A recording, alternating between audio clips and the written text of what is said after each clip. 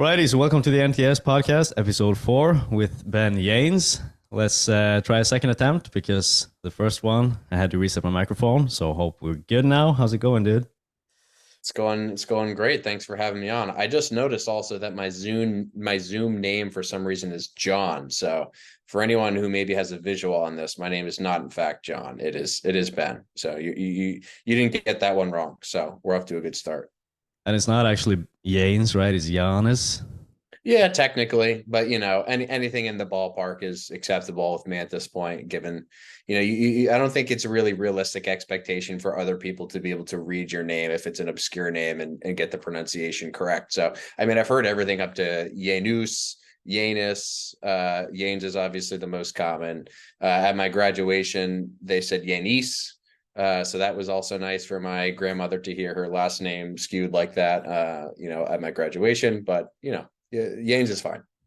Point being. Yeah, I feel you, man, because my last name is Liebeck. Some people say Liebeck, Liebeck. So it's a struggle. Cool, dude. So, like I mentioned before, I want to have a lot of people in the hypertrophy space on this podcast, and it was cool that you wanted to hop on. And I think there's going to be interesting topics to cover here. I kind of wanted to start by just talking about, the typical thing that goes around. Because, with N1, with you, with like a lot of the biomechanics stuff, that's like blasting into the industry right now. Like a lot of people like to say that like optimal is like optimizing is unnecessary and you can stick to the basics, and barbell rows is fine. You don't need an iliac lat pull down or a pull around or whatever it might be. So like my first question is like, what is your answer to that? So, I mean, if the question is, is optimal or is attempting to be optimal a waste of time? Like, is that kind of the framing? Is that kind of the framing that I can address? Okay. I think I know the answer already somewhat. Yeah, I mean, you can take this in many different directions, obviously. So there are some people who will, like, I think it's helpful to start to define terms. So when I say optimal, which, by the way, as per this conversation, the reason this is a question to begin with is because this word has been conflated in the industry with many other things. There have been a ton of false dichotomies made, which we can get into just in relationship to the word. So the word holds a lot of weight. And typically when words hold lots of weight, there's more complexity with that. And so generally speaking, I tend to try to avoid that word. For the last 6 months, especially, I've been very, very specific about trying to avoid that word because of this conversation. I think it actually takes away from looking at what is actually important about these kinds of topics. So just with that in mind, and as a preface, some people will use the word optimal to say, whatever is best for a particular context. But the reality of the world and of social media is that context, generally speaking, is limited insofar as how much you're able to actually provide within a post, within a story, within a direct message, what have you, right? So this is why I think podcasts are awesome, is because you can really get into the nitty gritty and the nuances of like what we actually mean by specific terms. It's like if you're arguing with someone in a comment section, you're not going to be able to communicate this kind of nuance insofar as like what we're actually talking about. You're not going to be able to ask questions, which to me are more important than answers. So when I say optimal, or when I think of optimal, I tend to lean in the direction of like what is best for the particular context. I don't lean in the direction of what is best for everyone in absolute. This one pull down is better than this other pull down. But I think that at some point we have to accept the reality that a vast majority of people are not going to be thinking at the level of what is most contextually appropriate, right? I think a lot of times people who study this stuff a lot, like I've invested more time in these topics than any other topic in my life. And I'm someone who consistently has to remind myself that people are not like me. People don't want to spend 6 hours a day looking at facet joints. People don't want to spend inordinate amount of times or an inordinate amount of time digging into the nuances of like what these words mean and how different contexts can be better for different people. They just want the answer. And that's actually a normal thing. I don't think the expectation should be, hey, you need to like be on my level and like think about all these contexts and where they apply. That people just want the fucking answer. So I think that when it comes to that word, I avoid that word for those reasons. And I just say instead, hey, if this is the context that you're currently operating in, this thing may be more appropriate for you. Whereas if you're in this context over here, context B, this thing may be more appropriate. So kind of a halfway to not really answer, like half-assed way to answer the question, but I think that I'm kind of taking it in another direction that I think most people take it, which is like, oh, there's all this conflation about what the word means, and this is what it is means, and this is what people should be thinking. And I don't think it's my place to really tell anyone what they should think, because ultimately, people are just oftentimes going, scrolling in their feed to look for a good tip or look for a good trick. They're not, again, looking to, spend $300 on a course and spend 15 hours learning, material like you or I might. So that's kind of where I'll start with it. I think maybe a good direction to head from here is just what I mentioned about false dichotomies. And for anyone that doesn't know, a false dichotomy is basically when you make a comparison between two things, most of the time as if they were mutually exclusive. So the direction that people usually take this is, if you are doing this quote unquote optimal single arm pull down with this trunk rotation and this anchoring and all, and this and all the nuance, then it must be the case that you're not training hard, right? And obviously, anyone who thinks about that with any degree of significance can quickly understand that, like, those two things are not, they don't need to occur in isolation, right? So I think that is an important point to address amongst the others, which is just that training smart, we'll say that, I can label that broadly as, the modern meathead shit, maybe. Training smart does not impair you in terms of your ability to train hard. It actually opens the door for you to be able to train harder with fewer consequences that you don't necessarily want to incur as a product of training. So that's what I would say. Broad scopes is just, there is obviously nuance to the word, but there are certain expectations I think that certain people have that are unrealistic, in my opinion. And so instead of just trying to constantly push back against what most people are naturally going to do, I'm going to take the other sort of path and say, let me just avoid using that word and let me just explain it in a way that is easier to understand, and in specific context, what may be appropriate is all I think people are looking for. They're not looking for this word salad nuance that we're sort of talking about here, if that makes sense. Mm-hmm. It's like it's a kind of obscured buzzword, fancy buzzword that people think of as like unnecessarily too much focus and attention put into like the details and stuff. And a lot of people starting to like go against it and kind of like think it's unnecessary. But and I'll just add one thing there, which mm-hmm. is that there are a lot of, and this doesn't just apply to what we're talking about now, but just really any industry, any sort of sphere on social media or just in general news, there tend to be these very strong divides between camps. And the reason that people fall into camps is because, in my opinion, it's a lot easier to buy into a very simple story, a very simple truth, than it is to, like we're doing now, discuss these nuances and these layers in different contexts. And so what happens as a consequence of that, as you were saying, either earlier in the podcast or before we were talking, people love to just start shitting on other people if they have this one little disagreement, if they see sort of one thing that doesn't fit into their paradigm. And what happens as a consequence of that, in terms of this specific conversation of optimal versus not optimal, is the people who don't really need to dive into the nuances of training, i.e. the people who had six packs when they were 8 years old. Like my brother, for example, had a fucking six pack when he was like 7 or 8 years old. Don't ask me how, don't ask me why. I didn't have one when I was 6 years old, right? But he's just growing up, for the last 20 years with a six pack. Yeah, he does all the right dietary things, right? But when you're 6, it's kind of like you've been dealt a good hand, right? If you have a six pack at that age. And so there are a lot of people who are now on the internet who were that genetically gifted person. Thankfully, my brother is, not one of those people who screams and shouts on the internet. But there are a lot of people who sort of see the kinds of messages that I put out, like, hey, here are the nuances of this exercise, or hey, if you want to be more appropriate about this goal, choose this thing over here. And I'm describing the physics and the muscle physics, whatever. And they see that, and it doesn't really resonate with them, right? Because why would it? It's like, hey, me being this genetically gifted person, I've never had all these issues. Why? How could anyone else possibly have, the issues that you're describing? I've never seen anyone like it. I haven't had issues myself.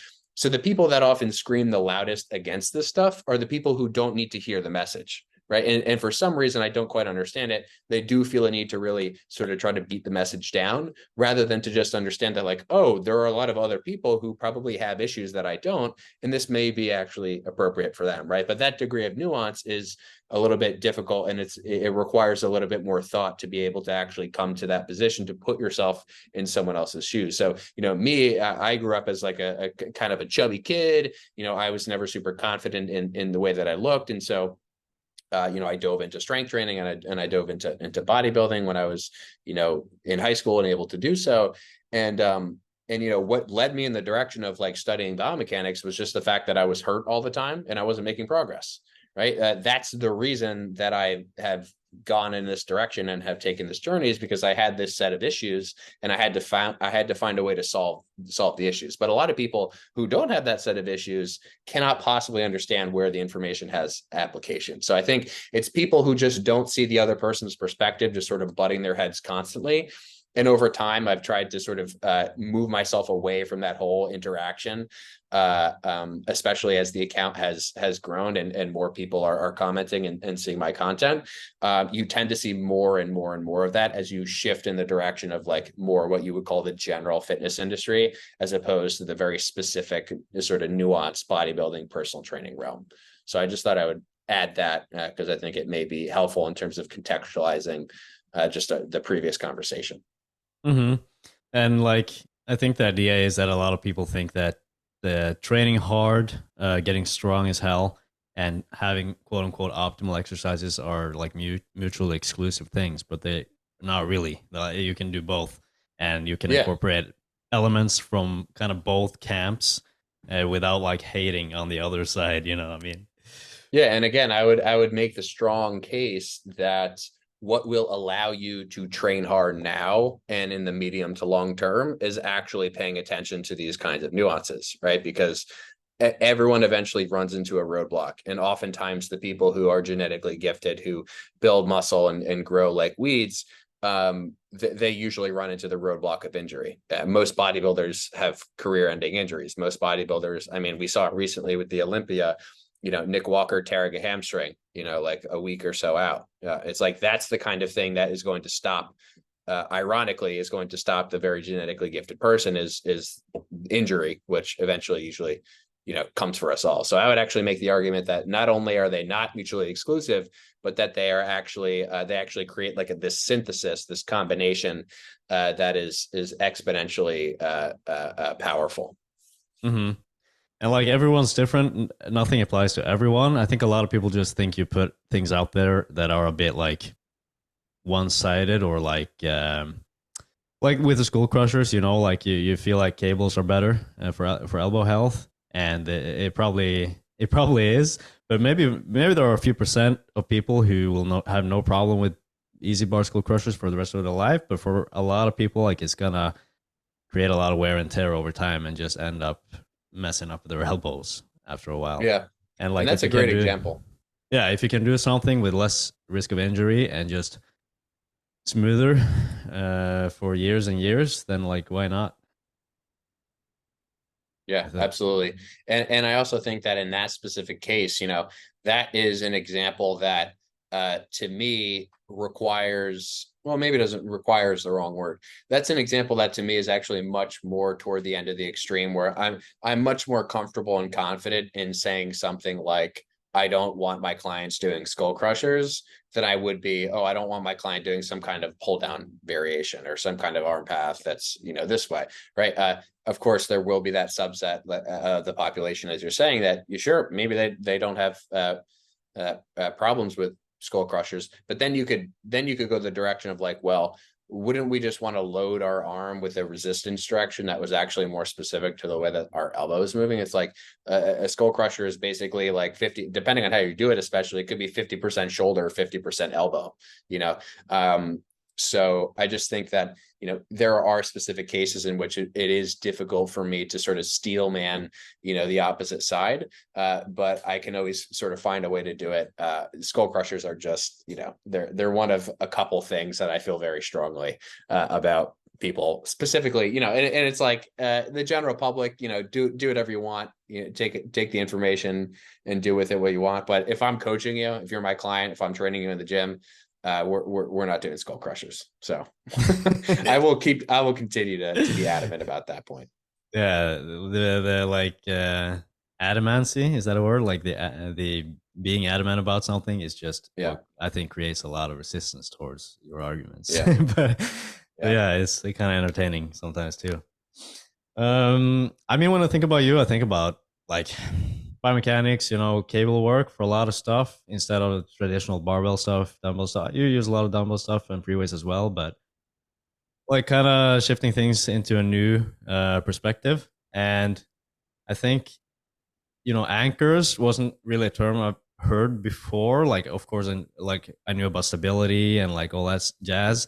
But like the term anchors, I don't know if that was something you kind of came up with or kind of thought about or what. But I thought we could talk a little bit about like anchors and stability and approximation to failure, because pushing close to failure is important. And one of the problems with a lot of the traditional lifts is simply that you will not be able to push close enough to failure without losing stability and just end up cheating and half repping and all this stuff.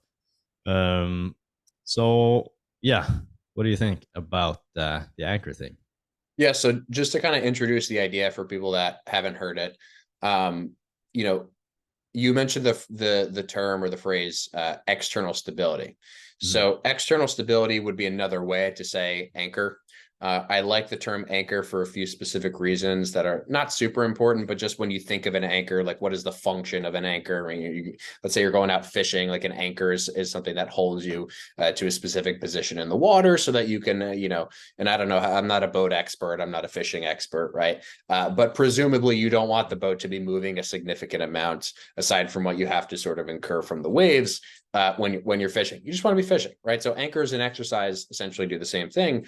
They are these external objects, right, that we sort of push into or pull into in various directions to make ourselves more stable so that we can perform whatever task we're trying to perform. So put simply, you can think of two sort of extremes and two examples here.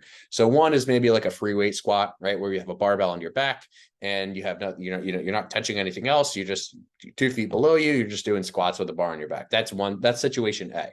Situation B is maybe you get into a pendulum squat or a hack squat, right, where you have pads on your shoulders, you have a pad behind your back, you have a foot plate to push into that you can possibly adjust, or you have all these different things that you can actually touch other than just the floor, right, as in the squat, that essentially I like to call anchors, right? So the anchors are these things that we can, again, touch in various ways and push into in various ways to change the physical scenario of an exercise to make it more specific, more precise to a particular goal. That doesn't mean that there's anything wrong with doing a barbell squat, and it doesn't mean that there's anything wrong or right about doing a hack squat. It's just, let's sort of start with what are we trying to do and what are we trying to aim for, and let's actually work backwards and let's reverse engineer this problem and see, okay, what kinds of things would make sense to sort of add as anchors in this situation to be able to target XYZ, train XYZ a little bit more effectively. So in the hack squat, barbell squat example, if I have a goal and that goal is to train my quads,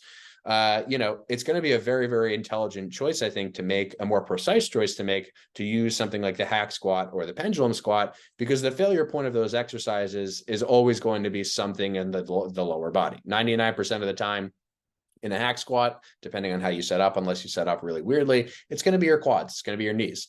And same thing with the pendulum squat. But look at a barbell squat, you watch 99% of people doing a free weight barbell squat, and it looks more like a deadlift than it does like a knee bending activity, right? And so that's for a lot of reasons that are sort of specific to that physical scenario.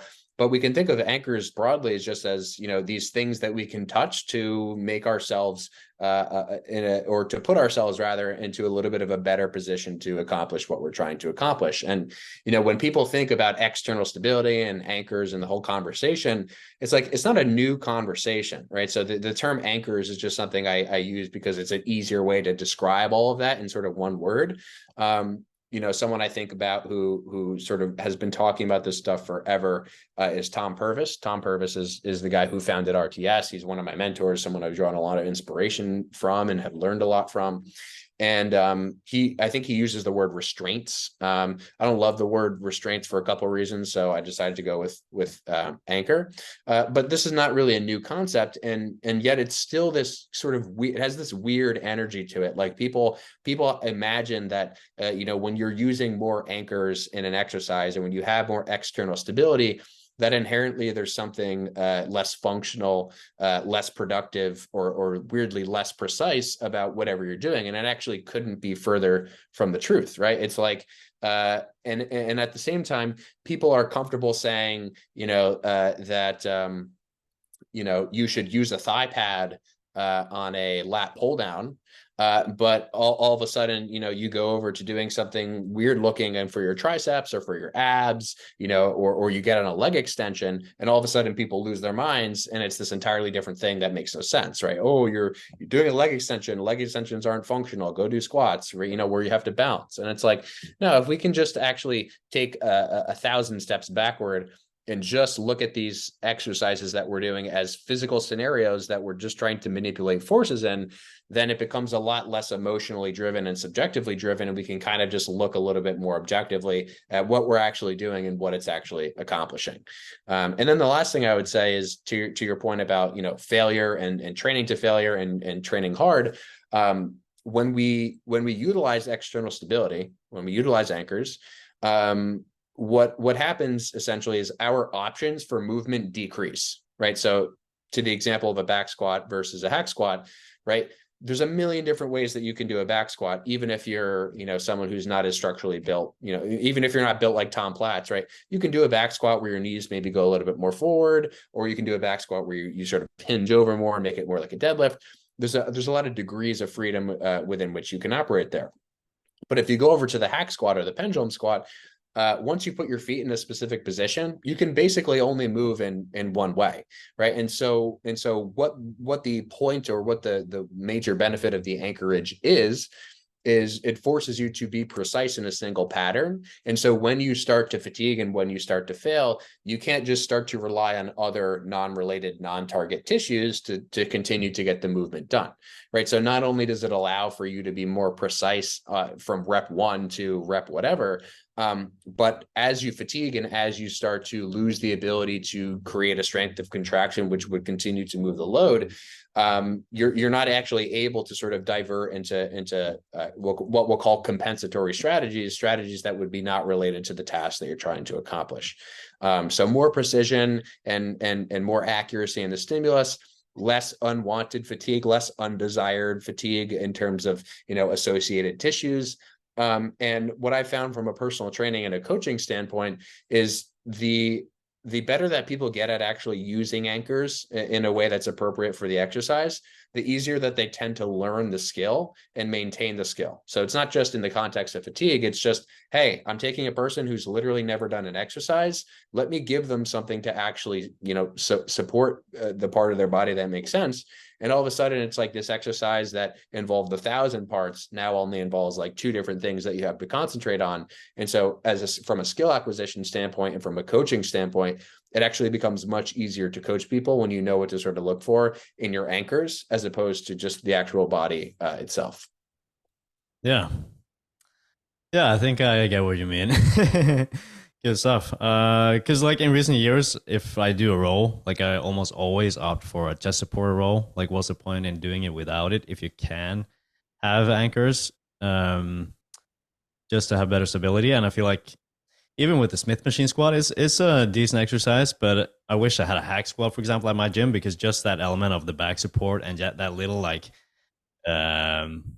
lower back involvement that can happen, I feel, during the Smith squat is just sometimes a little bit annoying. And if it just was a hack squat, it would just be a little bit more stable and just really fry my quads out.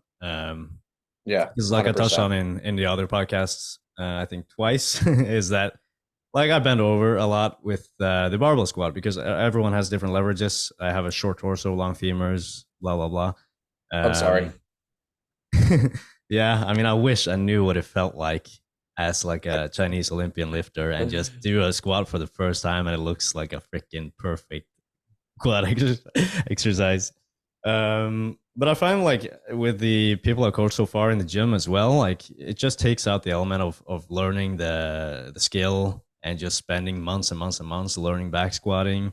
And for some people, it doesn't really work either if they're trying to hit their quads because they have such long femurs, and it's just like it's just a worse tool for the job. It's like using a hammer to freaking saw a plank apart.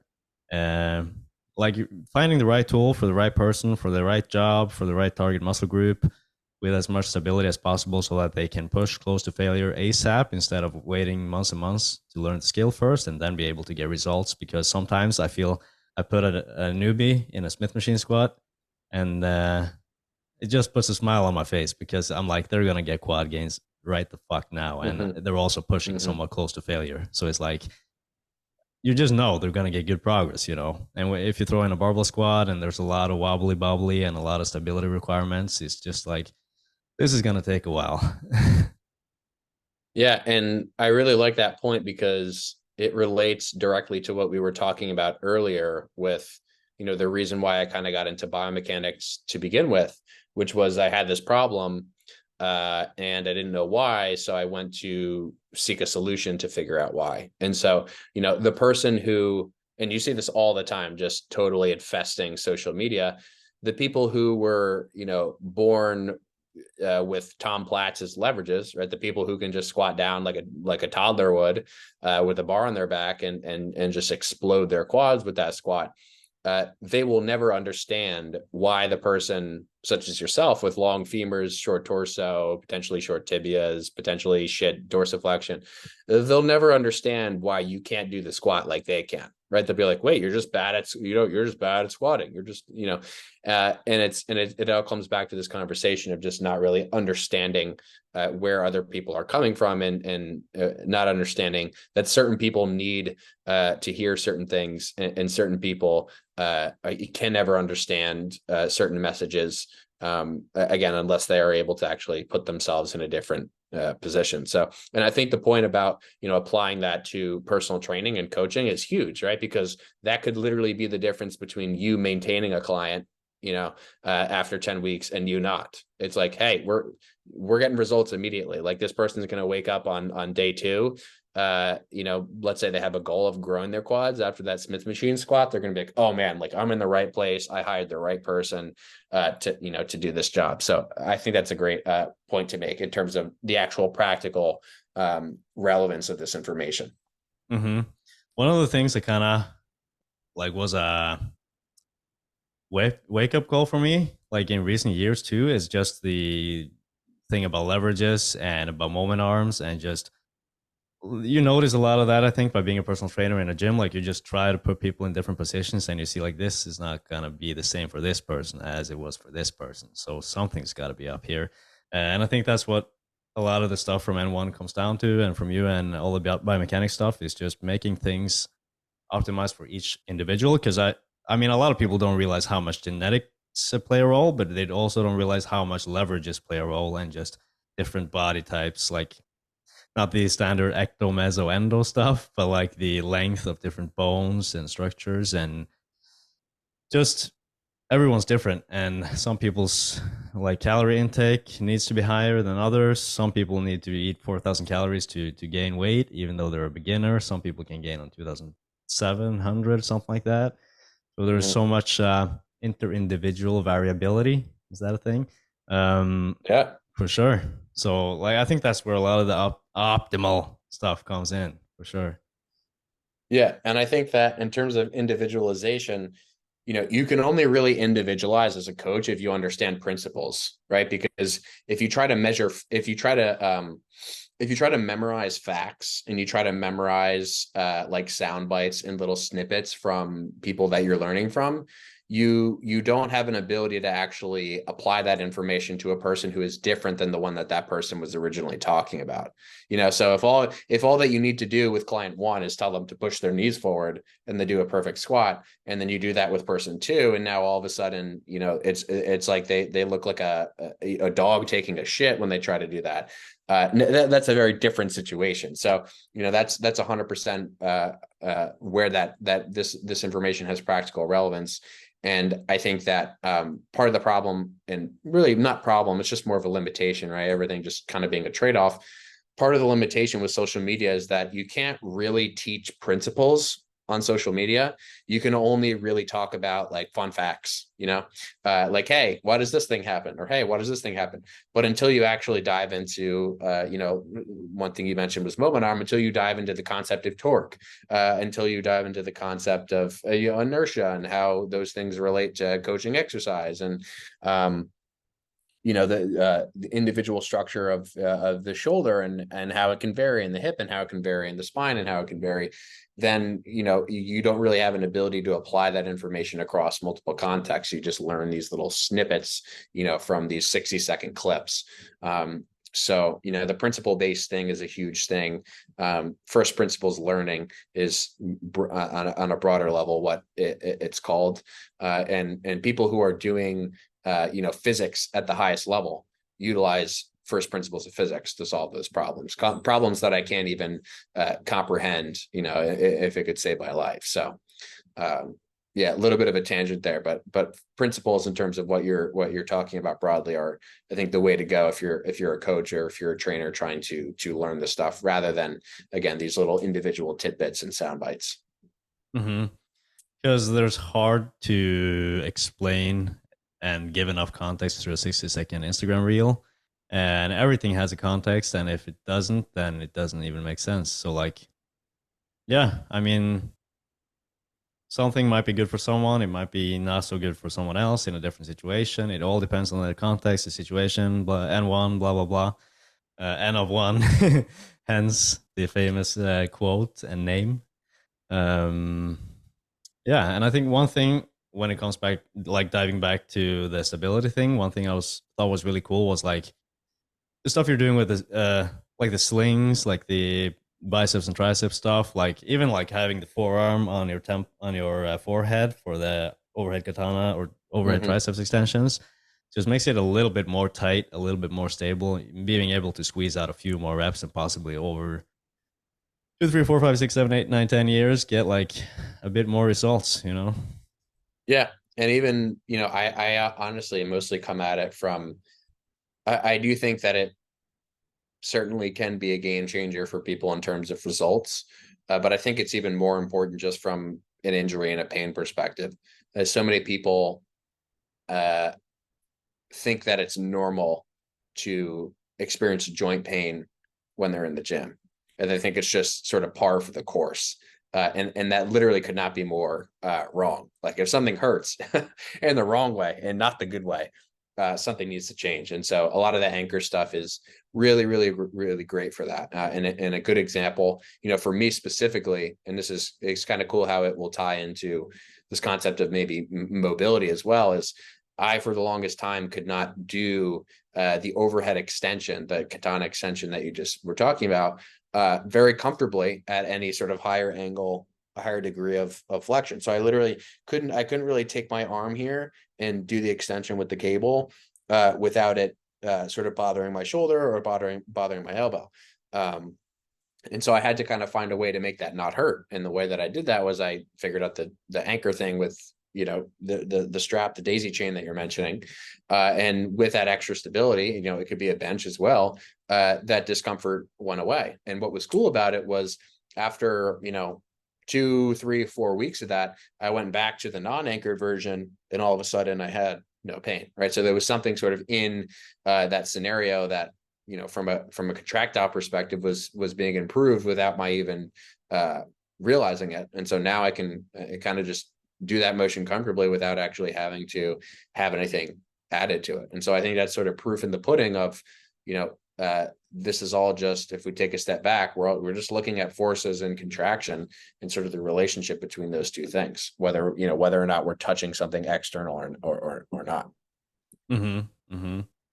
And like about the stuff we were talking about earlier, like I think a lot of the skepticism comes from lack of understanding. Like, and the more you delve into these things and the more knowledge you accumulate about muscle growth and training for muscle growth, like the more fun and cool it becomes to coach people and train people and just know, why am I applying different things, and why are we doing this exercise? Why is this program like this? And why is everything in there? Everything's like there for a reason, and it all makes sense. And it's just a cool thing.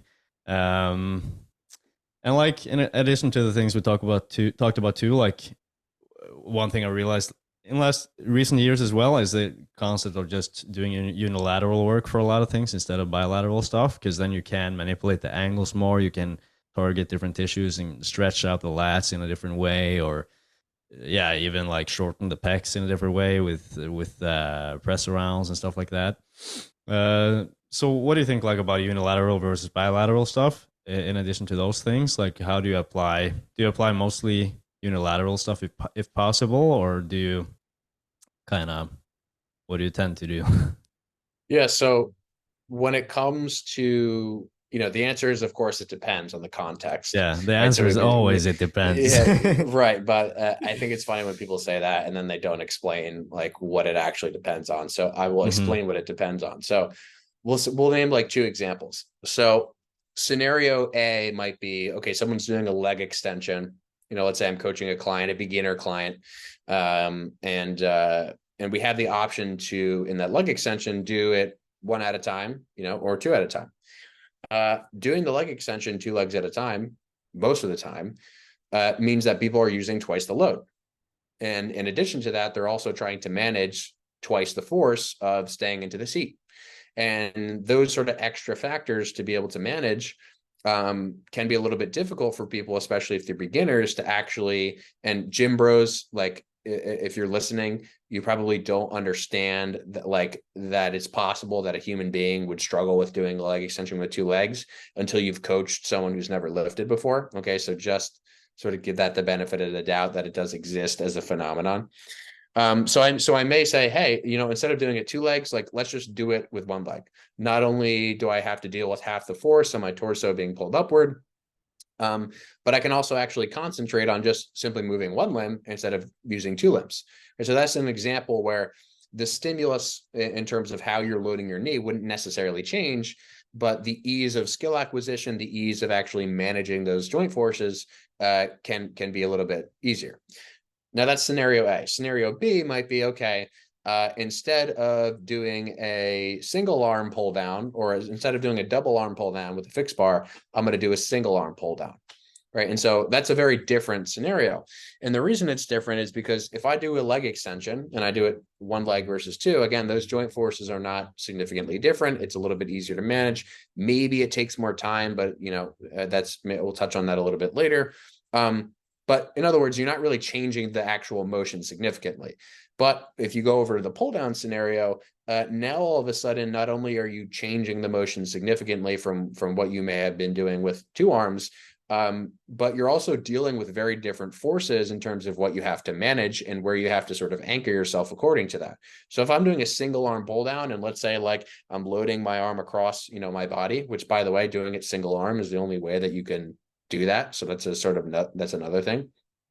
If I'm loading my arm across my body, I now no longer just have this upward force that I'm resisting. I now have this force of a rotation trying to actually turn me away from my arm, right? So not only do I need to sort of anchor my legs a little bit differently and just pushing through my same side working leg a little bit more, but I actually have to use my other hand to make sure that I don't rotate, right? So unlike in the leg extension, where whether I was doing single leg or double leg, I was just, holding myself down in the seat. I actually have to, in the case of the single arm pull down, understand that that is actually doing something different to my trunk, not only from a rotation standpoint, but from a side bending standpoint, that I now have to actually act a little bit differently, according to that and to accommodate for that. So, in the case of the double arm pull down, you can literally just get in the lat pull down machine, anchor yourself onto the pads, push through the floor and just pull, and you don't have to think too much about it. But the downside of that is that not only can you be less specific to each side, maybe you have structural differences in range as a consequence, differences in contraction ability as a consequence. But you now actually have to, in the case of the single arm, the double arm pull down, you have to sort of, with one arm, accommodate for what the other arm wants, right? So, much like in a barbell press or a barbell row, or even a barbell squat, usually like in a barbell squat, you'll see people like shifting from one side to another. Maybe one foot is sort of turned out a little bit more, which there's not anything inherently wrong with that necessarily. But in other words, when you're doing it single arm, you're able to adapt whatever loading direction you need, whatever range of motion you need, more specifically to one side. And especially in the case of rehab or pain, that can be a very, very, very, very important thing, right? Some people can literally not do double arm pull downs because of the constraint that the pull down bar provides. Simply because one side has to accommodate for the other and sort of respond to the other, right? So you have all these different factors, and that's sort of what it depends on. And those are two scenarios that are sort of similar in one sense, but also different, right? Because in the case of the leg extension, just to sort of repeat myself, there are some changes, but the changes aren't super significant outside of just the basic, hey, there's less load, fewer things to pull me out of the seat.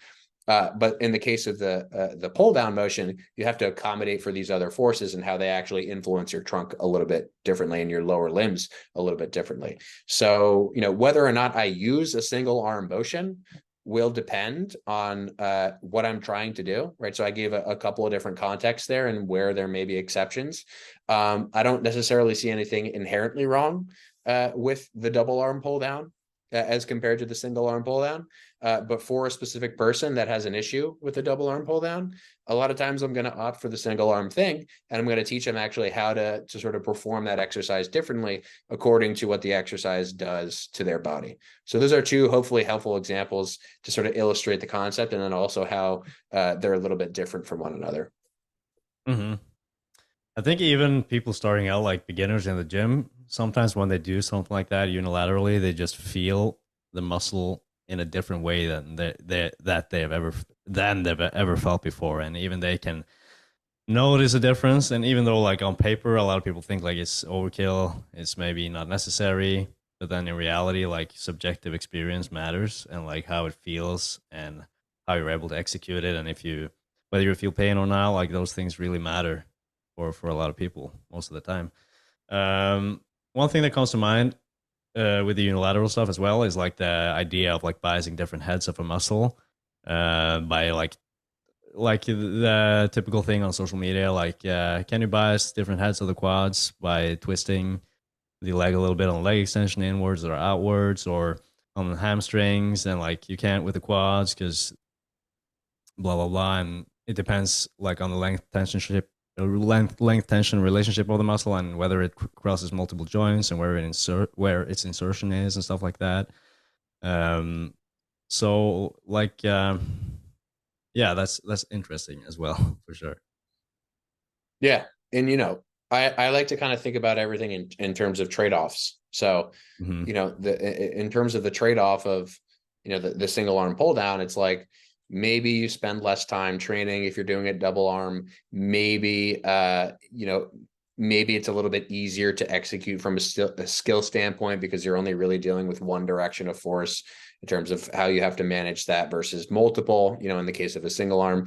But maybe, with the single arm pull down, like you said, you're able to direct your arm in a specific path that is, much more specific to a particular muscle. Let's say your lats. Like a lot of people have never felt their lats in their life until they do a pull down with their arm that's narrow to their body in a way that, in terms of their shoulder girdle motion accommodates for that. And they're like, holy shit, like I didn't, that my whole life I've only felt one lat.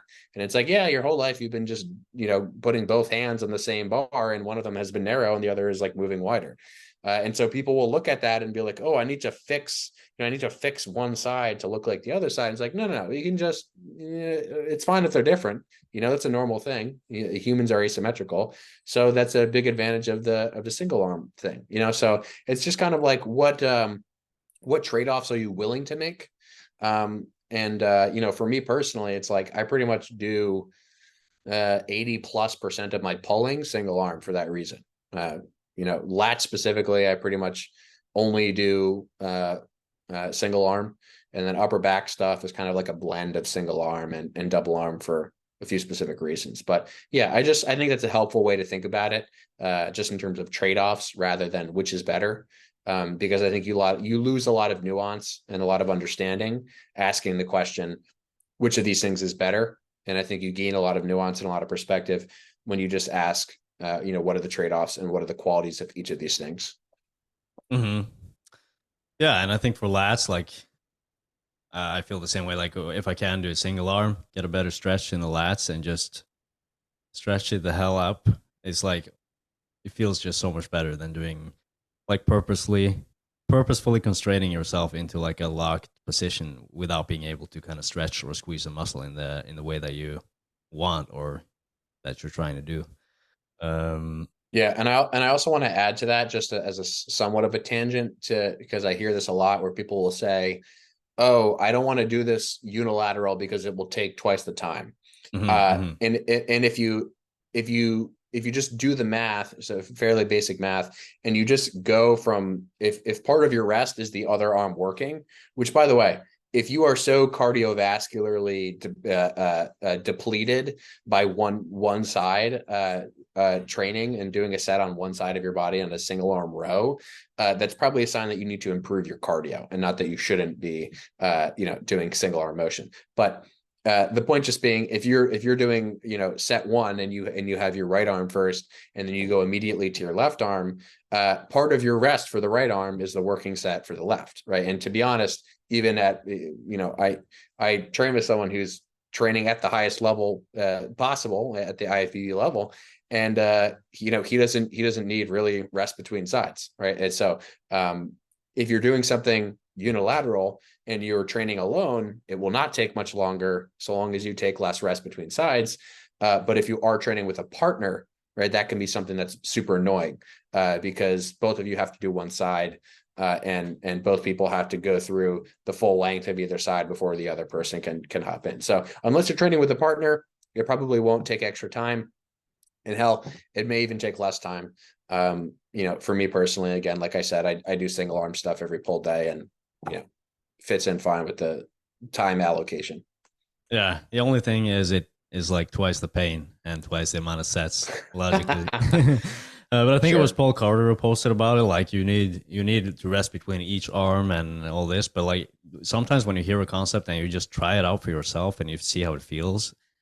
Because personally, triceps extensions, biceps curls, like I just do one arm, I go right on the other arm, I take a rest in between then, and then I do it again. Because I don't feel like I need to have rest. Do the right arm, have rest, do the left arm, have rest, do the right arm, have rest. Like it feels like it's not necessary to me. Yeah. And that kind of backs what you just said, Yeah, absolutely. I think if you find that you're under recovered, it's not about, just subjectively, like on set one, you get 15 reps, and on set two, you get 4 reps. And that's clearly a sign that you're, not resting enough. But I think barring that circumstance, most of the time, it's probably fine not to spend too much time resting 5 minutes. And people are now saying like, oh, you need to rest like at least 3 minutes between sets or you're wasting your time. And I'm like, oh, no, I don't buy that for a second. Like you read one study and you read the concluding sentence of the study, and that was your takeaway. No, we're not going that far. Mm-hmm. Like I said, just sometimes trying things out for yourself and seeing what kind of feels like it works. Yeah, has a lot absolutely. Of, like has a lot of what's the word? Like it just makes sense. I think it was Casim who posted about like the kneeling iliac lat pull down with a dumbbell on the knee. Someone said like that's like less stable than doing it on a bench and it's shit and blah blah blah. But then he actually tested out like how many reps did I get, and he actually got more reps doing it that way. So like that's what he did. He just like tried it out in like in a practical sense, and he just noticed he got more reps and better performance during the set by doing it that way. Um, Yeah. and then they kind of didn't have anything more to say after that, I think. So yeah, it's Yeah. kind of funny. Like a lot of people just hate on shit they don't understand, I think, or like if they don't really, if they think it doesn't make sense and they don't understand it yet.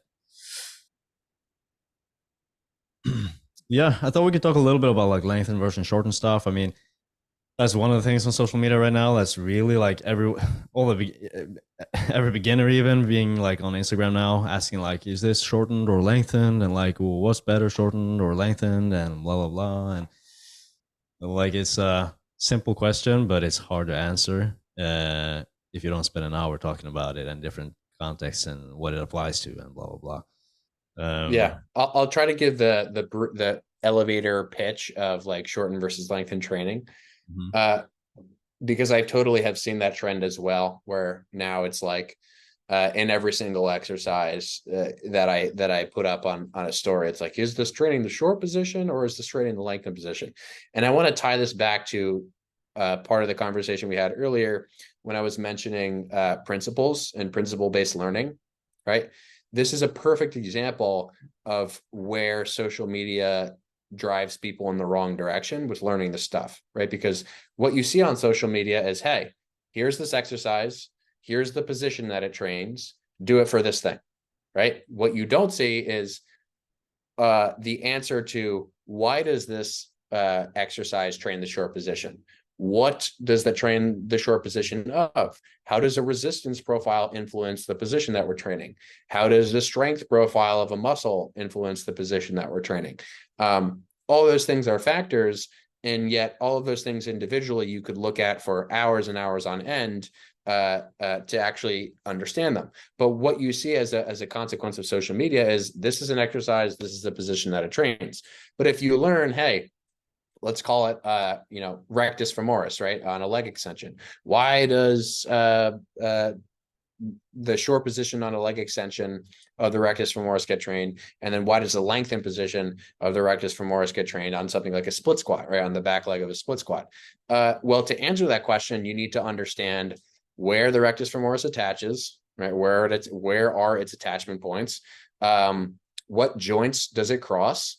And then what joint actions does it create when it crosses those joints, right? And then you need to layer that on top of what is the resistance of the exercise doing, and where is the resistance actually acting on us more or acting on us less in this exercise. So you have all these different moving parts that from a principle-based perspective, if you learn the principle of like, hey, here's a muscle and what it does is it pulls these points together, and when it crosses a joint, it moves the bones that create the joint, it moves those bones and toward one another. If you learn that principle and you actually go and look at an anatomy app or you go and look at a skeleton and you actually model these things out, you can answer all those questions without actually having to ask, does this train the lengthened position or the shortened position?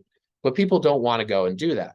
They just want the answer of, is this short, is this long, without even actually understanding what the implication of either of those things are. Like, why does it matter? Why does it matter whether you know that this is a short thing and this is a long thing? What is the implication of that? And to be honest, in terms of the actual body of evidence that we have, we can observe these general trends. Okay, like lengthened stuff is doing this currently, shortened stuff is doing this currently, but we're only measuring one outcome. We're only measuring hypertrophy right now in terms of this conversation.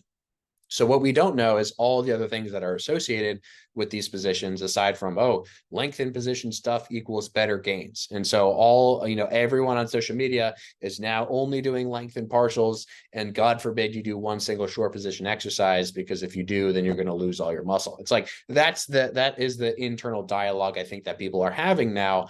And through no fault of their own, I think it's just the fault of the messenger in not actually being able to appropriately contextualize these things, right? So this is why I personally have moved fairly far away from making specific claims about you should do this or you should do that, shouldn't do this. And I've moved more in the direction of, hey, this is the information and do whatever you want with the information. So that was as cliff notes as I could make it in terms of my thoughts on the subject. I think that as we've discussed so far, everything simply has a trade-off. And so if you want to do a short position exercise and you know how to do that and you know why it's a short position exercise, that's great. And that will come with certain benefits and certain costs. And if you want to do a lengthened exercise and you only want to do lengthened partials for the rest of your life, that's great, but that will also come at a certain cost. And so there are, much like with everything else, to each of these things, there are benefits, there are drawbacks, and you just have to assess in every case what might be the appropriate selection for you in the context that you're thinking about. Mm-hmm. Is someone like some people are doing just lengthened and integrated partials for every single exercise, and I feel like it's taking a Ferrari over the Range Rover every single time just because it's faster, but then the Range Rover can drive over the like messy like landscapes, and they're just taking the Ferrari every single time just because on paper like it's faster, and they miss like the purpose behind it and the purpose behind shortened exercises to fill the gaps in program and all this. And when it comes to the hate and all the stuff on social media, like beginners asking questions that are kind of past their level of knowledge, trying to fathom concepts that are more advanced than other concepts that they don't really yet understand. So then it kind of becomes a problem, and I think that's where a lot of the hate comes from. That like it's confusing people, and it's like too much like nuanced and blah blah blah. But I think that's a part of the journey. Like the journey to success doesn't go straight in a line, straight up. It just goes up, down, up, down, up, down, up, down, like back, forth, back, forth. It's the same. I'm sure it has been for you, and it is definitely for me right now. Like just trying to fathom all this shit and just like learning. And yeah, I'll take N1's courses probably, and Tom Purvis's stuff and everything. It's just a bit in front of me right now, but like sometimes you have to find a concept and like, why is this like that? And then you got to go back and figure out something more basic first, and then go back to it and like go a bit back and forth. Because sometimes people are trying to understand things too quickly, Yeah, the process is very messy, and I think that you said it well, that it's a part of the process of sort of stepping beyond your current level of competency and having to sort of like backtrack and figure out where you are. But like I said earlier, I don't think that that's people's fault. Like I think that people are just responding to the stimulus that they've been given. And I think that the stimulus of social media is to talk about high level concepts that make you seem smart at a very low resolution level. And I think that is moving people. That is what is moving people in the wrong direction with asking questions that are beyond the scope of their competency. Is why should they know what where their scope of competency ends? It's just like, hey, this person that I trust to give me information is talking about this thing that I don't understand. Let me ask a question about that thing. I don't think there's anything wrong with that. But I do think that the same people that are putting out this low resolution sort of a message are the same people that are getting angry at people for asking those questions. And you can't sort of have your cake and eat it too. It's like you got to pick one or the other. You either have to choose to message a different way, and you won't get those stupid questions, or not stupid questions. You won't get those questions that seem stupid to you. Or you continue messaging the way that you are, and you continue to not understand and reflect as to why you're getting those questions in the first place. And I think that especially with social media, it's very weird because it's a very niche thing for people to like make their living off of social media. So I might be sort of speaking like in a vacuum here. But social media to me is just like this mirror. And so every time that I'm leaning too far in a direction that is either outside of my scope, or I'm, messaging in too negative a way or too polarizing a way, the audience that I have lets me know, and it lets me know very quickly. And so you can either choose to look at that response and say that it's everyone else's fault, or you can actually look at what you're doing and make changes to what you're doing to accommodate for what people are, the feedback that people are giving you. And so that's been my strategy, especially over the last couple months, half of a year maybe. And it's really changed my tune and my perspective on, a lot of these things when it comes to social media. So sometimes it just becomes this giant circle jerk contest of who has the more knowledge, and egos get triggered and people get like into drama because of fucking how to grow muscles. Like it's kind of ridiculous sometimes. Yep. Um, and not to mention names, but like for example with Paul Carter, like his attitude, I think is just very like it's not good, and it's like it's we're talking about like gains here. It's not the end of the world. It's not the end all be all of the universe. Like just be fucking nice to people because yeah, there's no point in like getting triggered and just attacking people for having different views than you, or you not understanding their point of view or the concepts they're talking about, or even if you're not agreeing with them about everything, like that should be fine. I think we should always strive to just learn and like understand other people's perspective and like get more advanced with our knowledge. Yeah. Imagine being a human, imagine being a human being. Because in Yeah. the end, we're all just freaking Crazy. hairless monkeys here, just trying to figure. We don't know shit in the big contest of things, but Yeah, muscle I'm with you, growth. man. We got to kill each other over muscle growth. Yeah, I guess so. Wars are started for smaller reasons than muscle growth too. Yeah, man. I thought we could finish up a little bit, kind of, by just talking about your training right now. How's it going with training? Like, do you enjoy it? Like, how do you set it up these days? And what's good? So for the longest time, I was very regimented and strict and X's and O's driven. So I tracked every metric I could possibly track. I measured everything I could possibly measure. I never missed a day. I never missed a time. My macros are on point. I measured everything to the T. I probably did that for, you know, uh, all the tracking stuff for 2 years, maybe over 2 years. I mean, I've been training since I don't know how long now, I guess close to a decade.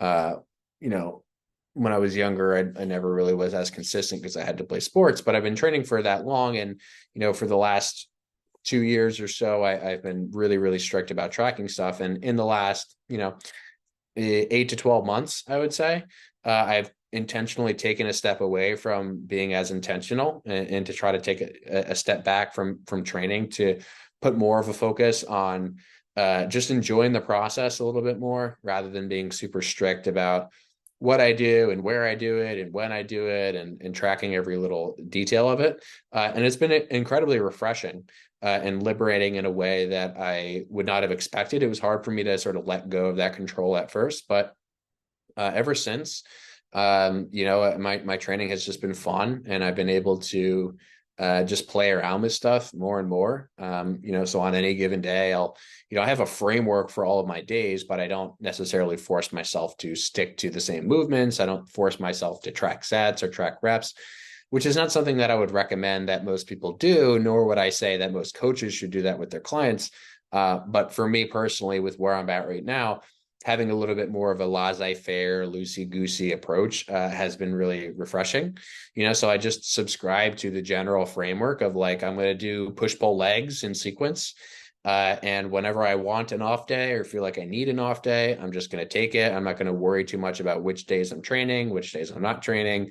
And, on those specific training days, I'm just going to hit the desired category of pull, push, or legs in whatever combination of movements that I feel like I want to for that day, for whatever amount of sets, for whatever amount of reps. So that's currently where I'm at. Again, I would not recommend most people do that, especially people who are just starting out, sort of learning this stuff.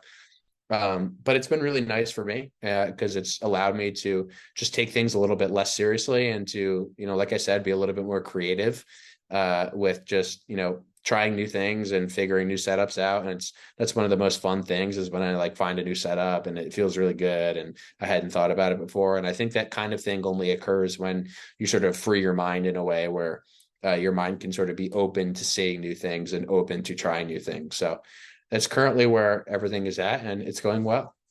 Yeah, I mean, because when you're diligent as fuck and just tracking everything for years and years on end, sometimes you just need a break and just have some fun with it. Because if we're gonna do this for the rest of our lives, like we gotta just enjoy it as well.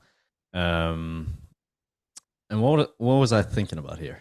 Yeah, like I remember when I lost my my fitness pal streak of like 5, 6, 7 years, and I got like an ego hit because I was like, Yeah. this is my identity now, just being a consistent motherfucker. But then, I mean, it doesn't really matter. Like, just enjoy it and do your best and be in it for the long term, really.